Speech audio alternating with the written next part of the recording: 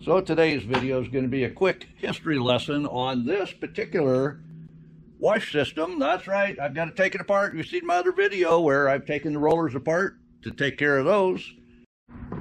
To get you caught up on how old this particular machine is, and a little bit of a history lesson as how old some things are in this world and were built way before modern technology. So I got a quick 5-minute video for you. I'm going to show you what this is here. You see there's a gutter here. See that? Anything that comes off that roller hits that gutter, which pushes it onto the drain board, and then that drain board lets it drop into the wash tub that you're working out of. So if you were working from the other side, obviously flip it the other way. One of the other really cool features is this locking. Let me put this down. I'll show you. This locking feature, so your tub doesn't collapse on you. We'll bring this rod up. You'll see the second one click into place. And then as you bring this forward, you see it's on a cam action. That will actually lock that leg from retracting when you have a full wash tub on it. I'm thinking that's probably a good idea.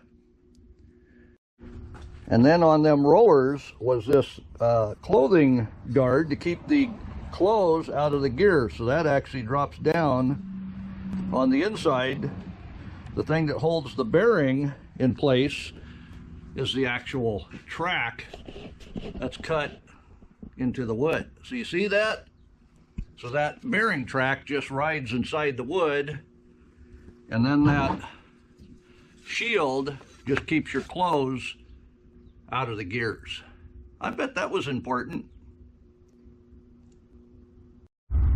So you see here, that is one of those square bearing, and then drops down inside that groove. And you see here at the bottom, there is a slot that catches that square bearing, and then the roller is able to roll, and then that acts like a gutter as well to keep any water from getting down in the end grain. And then you see on the gear here, it does look like there's a lineup punch that was made in the casting. I got the, you can see through it there. I got the pin out, but that gear doesn't want to slide off. I don't want to break it because I know you can't find another one of these. You know, this was made in 1896 or something like that. You realize that was before automobiles were made yet.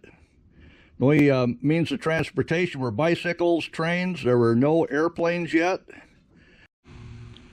So at the time this folding wash system was made, the way it was delivered, if you had ordered one of these, maybe the factory would ship this by train. It was picked up at the depot by a buckboard, and the buckboard delivered it to the store, and you picked it up at the store. How? In your buckboard. Because Hennery Ford had not invented the automobile yet. So this particular wash system, folding wash system made by Anchor, is that old. That's right, this whole mechanism here was built, this particular one, before we had much electricity, or obviously way before automobiles. The only locomotion was a locomotive, a steam locomotive. They didn't even have diesel locomotives yet. You see here, May 5th, 1896. That's when this particular wash system was patented. So it was sooner after that this particular one was made. And this side shows up just a little bit better to tell that it was 1896. And it's the Anchor brand. I know, it's hard for many of you to believe that everything has always been easy. Well, I'm here to tell you something you had to do extra of to get any job done. So as I put this back together, I do want to take the pieces of wood and put a good waterproofing on them just to help preserve any of the wood, fix any of the broken parts, such as this side. That'll be easy. But we're getting it back together little by little.